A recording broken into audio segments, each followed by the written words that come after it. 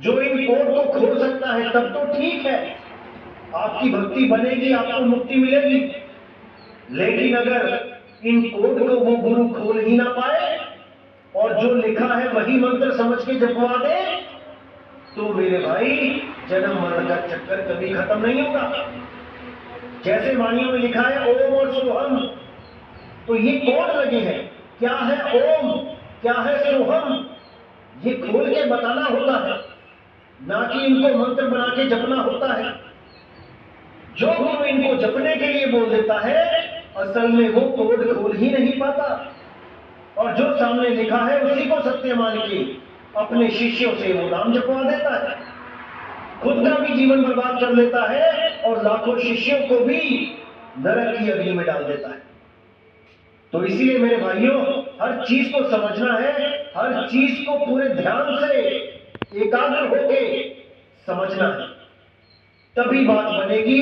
अन्यथा गुरु धारण किया या ना किया एक ही बात हो जाएगी। जैसे आपने कहीं की टिकट ली, किसी स्टेशन से आपने घर जाने की टिकट ले ली, लेकिन अगर आपने गाड़ी ही गलत पकड़ ली तो पैसा भी गया, टिकट भी गई और समय भी गया। आप उस स्थान से तो चले लेकिन वहां नहीं पहुंच पाए जहां आपने जाना था। इसी प्रकार जो सत्य ज्ञान है वो आपको सत्य स्वरूप तक लेके जाता है। अगर आप सत्य स्वरूप में स्थित नहीं हो पाए और किसी मायावी सतलोक, अलकलोक, अगमलोक, अनामी लोक, अकहलोक में चले गए, तो जानो कि तुमने अपना सर्वनाश कर दिया। जिस चीज को प्राप्त करने के लिए तुमने गुरु धारण किया वो वस्तु वहां नहीं मिली तो कोई फायदा ही नहीं, गुरु धारण करके कोई फायदा नहीं। तो इसलिए मेरे भाइयों, हर चीज को अच्छी तरह समझो, गहराई से समझो। एक एक वाणी का सही अर्थ बता के आपको सही रास्ता दिखाया जा रहा है। ये मौका बार बार नहीं मिलेगा। निष्पक्ष भाव से समझो, निष्पक्ष भाव से, कभी पक्षपात मत करो। सत्य देखो कि क्या है, गवाही स्वयं अंदर से आएगी, किसी से पूछना नहीं पड़ेगा कि सत्य क्या है, असत्य क्या है। तो इसीलिए मैं कहता हूं कि वाणी को अच्छी तरह समझो। ये वाणियां मैंने घर में नहीं बनाई बैठ के, ये परमात्मा ने आप लोगों के लिए लिखवाई है, ताकि सही समय आने पर उसके बच्चे उसकी असली, उसके मूल ज्ञान को समझकर जन्म मरण से मुक्त हो सके। ये इसलिए लिखवाई गई है। तो आज की वाणी हम लेंगे कबीर सागर से। बहुत ही प्यारी वाणी है, बहुत ज्यादा विवेक जागृत करने वाली वाणी है। पूरा मन लगा के आपने समझना है, हर चीज क्लियर होती चली जाएगी। तो क्या कहती है वाणी? जो कोई शब्द का खोजी होई, ता कहाँ भेद बतावहु सोई। एक मन एक चित जाकर होई, ना कह ज्ञान न भावहु सोई। यहां पर एक चिन्ह लिखा है, यहां पे चित होगा, और जहां पे भापहु लिखा है वहां भावहु होगा।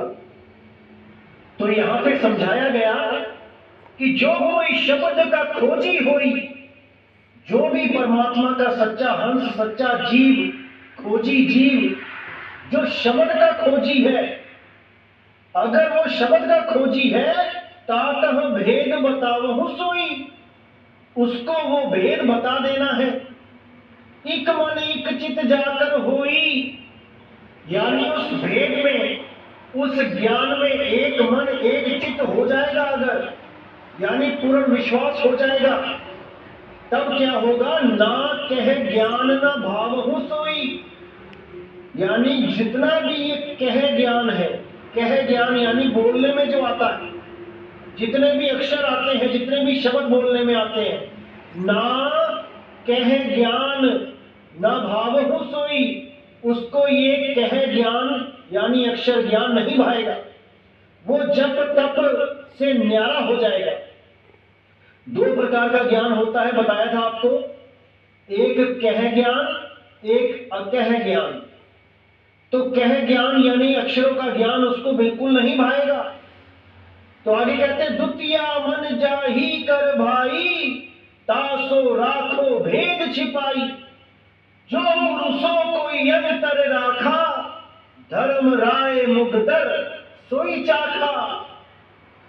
यानी द्वितीया मन, यानी जिसका मन अभी शब्द गुरु में नहीं लगा है, विश्वास नहीं हो पा रहा है उसका शब्द गुरु में, क्योंकि वो मंत्रों को ही शब्द मान के बैठा है कि मंत्र ही शब्द है, मंत्रों को जपूंगा तो मुक्ति मिलेगी। वहां पर उसका द्वितीय भाव हो जाता है, यानी दो भाव हो जाते हैं। वो समझ तो रहा है कि शब्द गुरु कोई चीज है, लेकिन उसका मन कहां अटका पड़ा है? 52 अक्षरों में। द्वितीय मन जाही कर भाई, तासो राखो भेद छिपाई। जो अभी पूर्ण विवेकी नहीं हुआ, पूरा विश्वास जिसको नहीं हुआ, पूरा अटल नहीं हुआ ज्ञान पे, उसको अभी भेद मत बताओ, छिपा के रखो, उसको 52 अक्षर ही नाम दे दो। जैसे बोला था, शब्द माही जब निश्चय आवे, ताको ज्ञानी अगाध सुनावे। कि जब शब्द में निश्चय आ जाएगा, कि निश्चय हो गया कि शब्द ही गुरु है, तब उसको अगाध ज्ञान देना चाहिए, नहीं तो उसको 52 अक्षर ही दो। धीरे धीरे धीरे धीरे उसको ज्ञान समझाते रहो। जब उसको पूर्ण बोध हो जाए तो उसको शब्द गुरु का भेद बता दो। तो कहते हैं, जो गुरु सो कोई अंतर राखा, धर्म राय मुगदर सोई चाखा। जो परमात्मा और शब्द गुरु में कोई भेद रखता है, यानी शब्द गुरु को तो मानता है कि मंत्र है, और परमात्मा को मानता है कि वो कोई आदमी है। उसी आदमी ने कोई मंत्र भाखे, वही शब्द होता है। यानी कबीर साहब ने कोई शब्द उच्चारण किए तो कबीर साहब परमात्मा है, और जो शब्द उच्चारण किए वो मंत्र है, वो शब्द गुरु है। कुछ लोग ऐसा सोच के बैठे हैं। उनके लिए बोला कि जो गुरु सो कोई अंतर राखा, धर्म राय मुगदर सोई चाखा। यानी जो शब्द और परमात्मा में अंतर समझते हैं, उनके लिए धर्म राय का मुगदर पड़ा है, मुगदर। और वही मुगदर वो चखेगा, अंत समय में मारा जाएगा। तो आगे कहते हैं, गुरु की महिमा अगम है, अकह कही नहीं जाए, गुरु पद रज ही में धरे, सत्य लोक कह जाए। कि गुरु की महिमा अगम है, वो कहने में नहीं आती, वो अकह है। और गुरु पद रज ही में धरे, सत्य लोक कह जाए। जो गुरु को अपने हृदय में स्थान दे देता है, शब्द गुरु को, वो अपने सत्य लोक को, यानी अपने सत्य स्वरूप में वो सूरत सदा के लिए समा जाती है।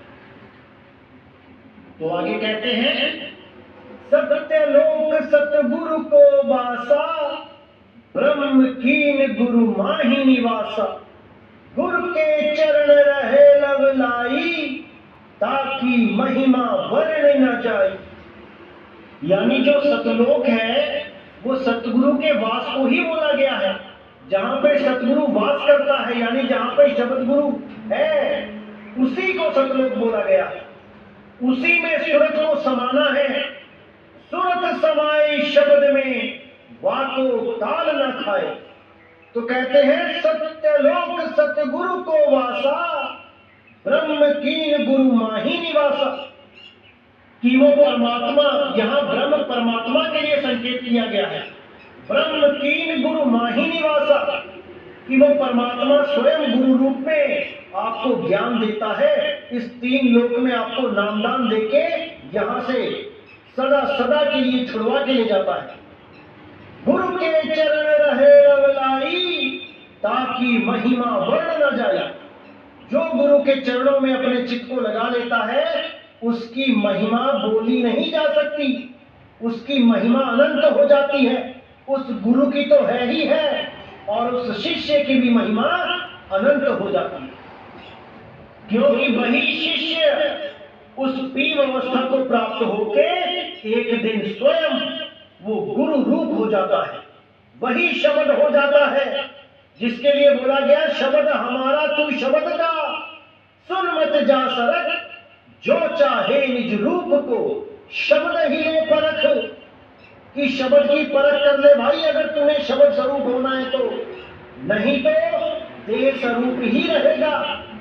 जहां भी देह लेके बैठा है किसी लोक में चला जाएगा, वहां पे भी देह का चक्कर ही पड़ा रहेगा। सतलोक जाएगा, अलखलोक जाएगा, अगमलोक जाएगा, किसी नरक लोक, स्वर्ग लोक, ब्रह्म लोक में जाएगा, गोलोक में जाएगा, शिवलोक में जाएगा, हर जगह शरीर ही मिलेगा। लेकिन अगर शब्द गुरु को चीन लेगा तो शब्द गुरु तुझे विदेही रूप दे देगा। उसके बाद कोई शरीरों का खेल ही नहीं बचेगा। सदा सदा के लिए अजर अमर अविनाशी अवस्था में रहेगा, हमेशा के लिए विधेय अवस्था को प्राप्त कर लेगा। जिसके लिए साहिब ने कहा है, हम हैं शब्द शब्द हम माही, शब्द से भिन्न और कछु नहीं, शब्द न बिन से देही, कहे कबीर हम शब्द सनेही। शब्द सनेही हूं, उस शब्द को मानता हूं जो पैदा नहीं किया जा सकता, जिसका अंत नहीं होता। बाकी जितने भी शब्द हैं